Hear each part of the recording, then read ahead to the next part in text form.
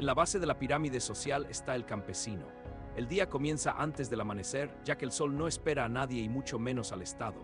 La vida transcurre en un pueblo escondido en la montaña, un lugar que no está incluido en ninguna guía turística, donde los extranjeros nunca ponen un pie. La casa, hecha de hormigón y arcilla, tiene goteras en el techo y pisos de tierra. La familia duerme sobre colchonetas, la pareja, sus dos hijos pequeños y la madre que pasa la noche tosiendo sin parar. No existen remedios para lo que aqueja a tus pulmones. Cada día el camino conduce a la finca colectiva, que no pertenece a nadie en particular. La tierra, los cultivos, las herramientas, incluso los zapatos, todo es propiedad del Estado. Si los zapatos se desgastan antes de lo esperado, habrá un cargo. 200 familias trabajan juntas en la misma tierra, cultivando arroz, maíz y patatas. Los objetivos de producción los fijan los burócratas de Pyongyang, hombres que nunca se han ensuciado las manos en el terreno. Las cifras que imponen no tienen relación con la realidad. El suelo está agotado, no hay fertilizante y el equipo se averió hace años sin piezas que reparar, pero eso no importa. La cuota es la cuota, en primavera se planta, oren por la lluvia, en otoño se cosecha y todo se entrega. El 70%, a veces más, va al Estado. El resto está dividido, primero el funcionario local, luego el ejército y luego el partido. Lo que queda, si queda, es de la familia. En algunos años, casi nada. Durante las épocas de hambruna, aquellas que el gobierno insiste en que nunca existieron, el hambre era real. Se veía a los vecinos hincharse, con la cara y el vientre llenos de líquido, los brazos y las piernas reducidos a ramitas. Luego dejaron de moverse. Aparecieron cadáveres en las carreteras, en los campos, apoyados contra las paredes. Nadie tuvo fuerzas para enterrarlos. Comieron todo lo que pudieron, corteza de árbol, pasto, insectos, hojas de maíz, ratas. El cuero del cinturón se convirtió en sopa. Se difundieron rumores sobre cosas peores en otros pueblos, actos desesperados por sobrevivir, cosas que nadie quería imaginar. Sobrevivió. No se sabe por qué, no hay sentimiento de suerte. Solo cansancio, un cansancio que empezó en 1994 y que no desaparece. Un cansancio que durará hasta el final. En el segundo escalón está el trabajador. La casa está en una ciudad gris, construida por los soviéticos en los años 1960. Edificios de hormigón idénticos, desgastados por la intemperie y manchados por décadas de polvo, se extienden en todas direcciones. El apartamento está en el cuarto piso, sin ascensor. Las escaleras huelen a repollo y cemento húmedo. 3 habitaciones albergan a toda la familia. En la pared, los retratos de Kim Il-sung y Kim Jong-il se limpian todas las mañanas antes de realizar cualquier otra tarea. El polvo sobre los cuadros es un delito político. En cualquier momento puede presentarse un inspector del Comité de Vigilancia Vecinal, Inminban. Durante 14 años trabajó en la misma fábrica textil, produciendo uniformes para el ejército. La máquina que maneja es más antigua que el propio trabajador y se estropea constantemente. Cuando esto sucede, la producción se detiene y alguien es considerado responsable. Aprendimos a repararlo con trozos de metal y alambre, porque esperar piezas oficiales es una espera eterna. Los turnos duran 12 horas, a veces 14, a veces 16, cuando hay una campaña de producción, lo que siempre ocurre. El líder supremo ha declarado este año de algo, el año de la autosuficiencia, el año del espíritu revolucionario, el año del eslogan. Cada año es el año de trabajar más por menos. El salario se paga en won, moneda norcoreana, pero su valor es casi simbólico. El Estado proporciona alojamiento, raciones y educación a los niños. En los mercados oficiales, el dinero no compra casi nada, porque los estantes están vacíos. La economía real opera en los hangmadang, los mercados informales que el gobierno pretende que no existen. La esposa vende tofu casero para conseguir aceite de cocina y jabón. Todo esto es técnicamente ilegal, pero todo el mundo lo hace porque la alternativa es no tener nada. Una vez a la semana hay una sesión de autocrítica. Frente a sus colegas confiesan sus fracasos, no trabajaron lo suficiente, tuvieron pensamientos egoístas, no estudiaron los escritos del líder supremo con la debida devoción. Los colegas sacuden la cabeza y hacen sus propias confesiones. Cualquiera que no confiese nada es sospechoso, quien también confiesa demasiado. Aprendimos a medir nuestras palabras, a mostrar humildad de la manera correcta, sin atraer investigaciones. En el tercer nivel está el soldado. El alistamiento se produjo a la edad de 17 años, como ocurre con todos los hombres. 10 años de vida dedicados al Ejército Popular de Corea. El reclutador lo calificó como un honor. La madre lloró al despedirse porque sabía lo que el ejército les hizo a los niños. La base estaba cerca de la zona desmilitarizada, la frontera más vigilada del mundo. De un lado a otro 1 millón de minas enterradas. En los días despejados se podía ver el otro lado. Por la noche sus luces brillaban innumerables. De este lado, oscuridad. Siempre oscuridad, los entrenamientos eran diarios, marchas, ejercicios, formaciones para desfiles que tal vez presenciaría el líder supremo. Los desfiles importaban más que la preparación para el combate. Una presentación perfecta fue prueba de la fortaleza nacional. Un soldado fuera de sintonía era una vergüenza para el país. Los hombres han sido golpeados por llegar medio segundo tarde. El hambre era constante. Se suponía que los soldados recibirían mejores raciones que los civiles, pero los oficiales recibieron su parte primero. 2 veces al día, papilla de maíz, a veces un trozo de pescado seco. El uniforme colgaba de su cuerpo, 30 kilos menos que cuando se alistó. En los ejercicios invernales en las montañas, los soldados colapsaban por el cansancio y la desnutrición. Algunos ya no se levantaron. El verdadero trabajo no era prepararse para la guerra, sino construir. El ejército era la fuerza laboral más grande del país. Se construyeron carreteras, presas, edificios y monumentos. Se pasaban 10 horas al día acarreando piedras, cavando zanjas, mezclando hormigón en el calor del verano o en el frío del invierno. Tenía las manos callosas y llenas de cicatrices y me dolía la espalda. A los 22 años se movía como un anciano. Dijeron que los estadounidenses invadirían en cualquier momento. Lo han oído desde que nacieron. Los americanos vienen, los americanos están planeando un ataque. Solo el líder supremo y el Ejército Popular de Corea impidieron la aniquilación de la nación. Creías eso cuando eras más joven. Ahora uno ya no sabe qué creer, pero esta duda está tan encerrada que la mayoría de los días ni siquiera se encuentra. La duda es el arma más peligrosa de Corea del Norte, más letal que cualquier bomba y está dirigida contra sí misma. En el 4.º nivel está el maestro. Enseña en una escuela primaria en una ciudad de tamaño mediano. Campamentos. Si dudas en voz alta, si dejas que se muestren signos de debilidad, estos desaparecerán. Y lo sabes. Entonces regresas a la embajada y escribes informes optimistas sobre la fuerza de Corea del Norte, sobre la lealtad inquebrantable del pueblo, sobre la inevitable victoria del socialismo. Sonríes a los extranjeros, les das la mano, das discursos sobre la paz y la prosperidad. Mientes con la misma convicción con la que has mentido toda tu vida, pero ahora las mentiras tienen un peso diferente. Porque sabes que al otro lado de la mesa ellos también lo saben, y sin embargo todo el mundo finge. Los chinos fingen creerte, los rusos fingen respetar a su país, los occidentales hacen la vista gorda ante lo que está sucediendo. Es un juego de sombras donde nadie dice la verdad, pero todos la saben. Te preguntas a veces si alguno de ellos también siente lo mismo que tú, el cansancio de cargar con un secreto tan grande que ya no cabe dentro de tu pecho. De regreso a Pyongyang, entre una misión y otra, te reciben como a un héroe.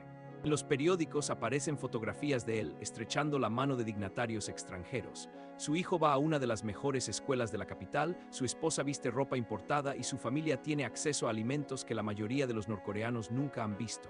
Eres recompensado por tu lealtad, pero la recompensa es también una cadena. Cuanto más alto subes, más difícil es bajar. Cuantos más privilegios tienes, más pierdes, y en el fondo sabes que no eres un héroe. Es un prisionero más con una celda más grande y una mejor vista. En el 8.º nivel está el científico. Trabajas en un laboratorio secreto desarrollando armas, misiles, ojivas nucleares, armas químicas. Su trabajo es lo único que mantiene a flote al régimen. Sin el miedo que ustedes crean, Corea del Norte sería simplemente otro país pobre, ignorado por el mundo. Ya lo sabes, y aún así trabajas, no por lealtad, no por convicción, sino porque es lo único que sabe hacer. Fuiste entrenado en Rusia, China, tal vez incluso en algún país occidental, antes de que te llamaran de nuevo. Entiendes física, ingeniería, balística. Sabes que los misiles que pruebas no siempre funcionan, que las ojivas son inestables, que las armas químicas pueden filtrarse y matar a sus propios soldados, pero no dices nada, porque decir algo sería traición, y la traición es la muerte. A veces tus compañeros desaparecen. Un día están ahí en el laboratorio, al día siguiente ya no están. Nadie pregunta, nadie comenta, sigue trabajando. Calculas trayectorias, ajustas ecuaciones, firmas informes que solo serán leídos por media docena de hombres en lo más alto de la jerarquía.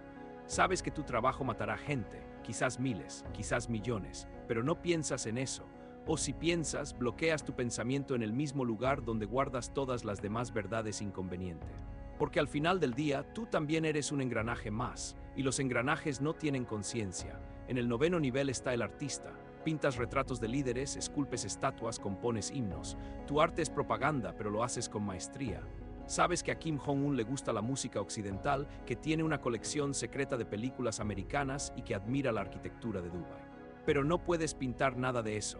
Pintas lo que te dicen que pintes, el líder supremo inspeccionando las fábricas, la gente marchando al unísono, los soldados levantando rifles al cielo. Usted pinta a Corea del Norte como debería ser, no como es. Y sin embargo, en algún rincón de tu estudio, escondido de todos, haces bocetos de lo que ves cuando caminas por las calles. Niños con el vientre hinchado, ancianos encorvados sobre carretillas, soldados hambrientos pidiendo limosna. Guardas estos dibujos en un cajón cerrado con llave. Quizás algún día alguien los encuentre, o tal vez no. Quizás se pierdan como todo lo que no sirve al régimen. En el 10º y último nivel está el propio líder supremo. Eres Kim Jong-un, naciste en la cima, pero eso no significa que estés a salvo. Su padre le enseñó que hasta los dioses pueden caer. Su abuelo le demostró que la lealtad es una moneda que se deprecia con el tiempo. Entonces gobiernas por el miedo. Ejecutas a generales, arrestas a tíos, purgas a oficiales. Mantienes a tu pueblo en tinieblas porque la luz es peligrosa. Alimentas el culto a la personalidad porque es lo único que te mantiene en el poder. Sabes que el país está quebrado, que las sanciones se están endureciendo, que la gente se muere de hambre, pero no puedes admitir eso, porque admitirlo sería el final. A veces por la noche, cuando se han leído los informes del día y se ha despedido a los consejeros, estás solo en tu palacio. Miras por la ventana y ves las luces de Pyongyang, pocas y tenues, como estrellas moribundas. Piensas en los campos de prisioneros, los soldados desertores, los científicos que trabajan hasta el agotamiento. Piensas en todos los que están debajo de ti, en todos los niveles, cargando con el peso de una mentira que ya no los convence ni siquiera a ellos mismos. Y por un momento te preguntas si todo vale la pena, pero la duda solo dura un segundo, porque sabes que si dejas de creer, todo el sistema se desmorona. Y con ello, tú, así que apagas la luz y te vas a dormir. Mañana habrá otro día de mentiras que contar, otro día de miedo por extenderse, otro día de poder para mantener, y repitiendo las palabras que les enseñaron desde que nacieron. El líder es el sol que nunca se pone, dirán los profesores, mientras el bebé, ya niño, aprende a levantar los brazos para saludar antes de saber qué es la libertad. La escuela será un lugar de himnos y juramentos, donde la historia del país se contará como una epopeya sagrada, y cualquier pregunta fuera de guión será respondida con silencio o castigo. Los libros de texto tendrán páginas pegadas, capítulos reescritos y fotografías alteradas. La verdad será un rompecabezas cuyas piezas solo encajan si cierras los ojos a los huecos. A los 10 años, el niño ya podrá recitar de memoria los 10 principios del sistema ideológico monolítico. Sabrás que el mundo exterior es un lugar hostil, poblado de enemigos que codician tu tierra y tu alma. Sabréis que el hambre es una prueba de lealtad, que la obediencia es la única moneda que compra seguridad. Y si tienes suerte, también sabrás que hay un lugar llamado Corea del Sur donde la gente come 3 veces al día, tiene coches y ve películas sin permiso. Pero esta información irá acompañada de una advertencia. Allí la gente es esclava del capitalismo. Allí los padres abandonan a sus hijos y los ancianos mueren solos en las calles. El niño creerá porque no le queda otra opción. Porque la duda es un lujo que solo los muertos pueden permitirse. A los 15 años la llamarán al servicio militar. Los niños pasarán 10 años en cuarteles, aprendiendo a usar armas que nunca usarán en combate, marchando en desfiles celebrando victorias que nunca sucedieron. Las niñas serán asignadas a fábricas o granjas colectivas, donde trabajarán desde el amanecer hasta el atardecer para obtener raciones que apenas sustentan un cuerpo en crecimiento. Algunos serán enviados a las minas de carbón, donde el aire está lleno de polvo y el ruido de los picos resuena como un reloj que cuenta los días hasta la muerte. Otros tendrán la suerte de ser seleccionados para trabajar en el extranjero, en Rusia, China, Oriente Medio, enviando dinero al Estado a cambio de una vida un poco menos miserable. Pero incluso estos sabrán que les confiscarán los pasaportes, que sus familias serán tomadas como rehenes, que un paso en falso significará la deportación y el encarcelamiento. A los 25 años, la mayoría habrá olvidado lo que es soñar. Habrán aprendido a bajar la vista cuando pasa un agente, a aplaudir en el momento adecuado, a denunciar al vecino que escondió una radio extranjera. Habrán visto desaparecer a amigos en mitad de la noche, habrán oído gritos ahogados procedentes de los sótanos del Ministerio de Seguridad del Estado. Habrán aprendido que el silencio es la única forma de sobrevivir. Y si tienen mucha suerte, tendrán un trabajo estable, tal vez como profesor, tal vez como empleado en una fábrica que produce más informes que bienes. Recibirán un salario que no alcanza ni para comprar un kilo de arroz en el mercado negro, pero estarán orgullosos de decir que sirven al partido. A los 40 años habrán enterrado a padres que murieron de hambre o de enfermedades curables. Habrían visto crecer a sus hijos con los ojos hundidos y las costillas expuestas, rezando para que no se cancelara la próxima distribución de alimentos. Habrán aprendido a mentirse a sí mismos, a repetir que el líder nos cuida, incluso cuando les tiemblen las manos de hambre.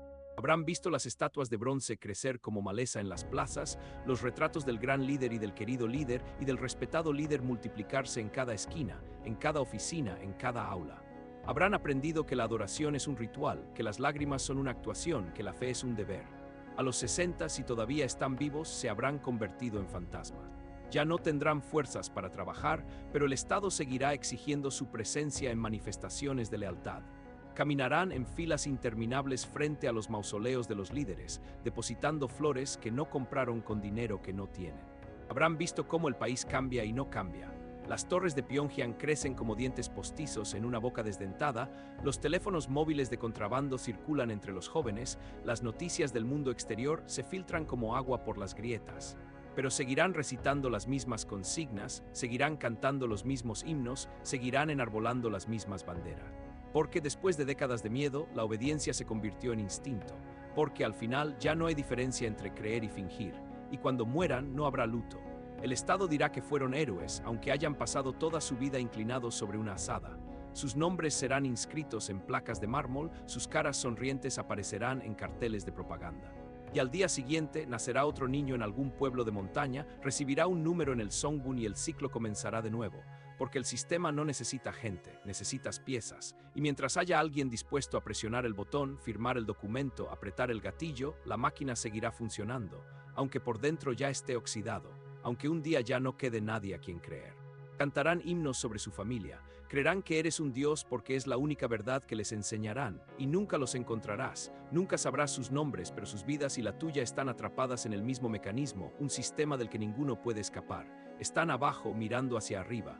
Estás en lo alto mirando hacia abajo y tampoco es gratis. Los engranajes giran implacablemente. Por cada uno que se levanta, otro es aplastado. Por cada voz que calla, otra se ve obligada a hacer eco a coro. No hay lugar para las dudas porque las dudas son grietas en la estructura, y la estructura no puede colapsar. No mientras haya alguien dispuesto a repetir los gestos, a cantar las palabras, a soportar el peso de un sueño que no es el suyo. Porque al final al sistema no le importan los dioses ni los súbditos, solo hace falta que todos sigan creyendo que el orden es eterno, aunque por dentro ya se esté pudriendo, incluso si un día no queda nadie para escuchar los himnos.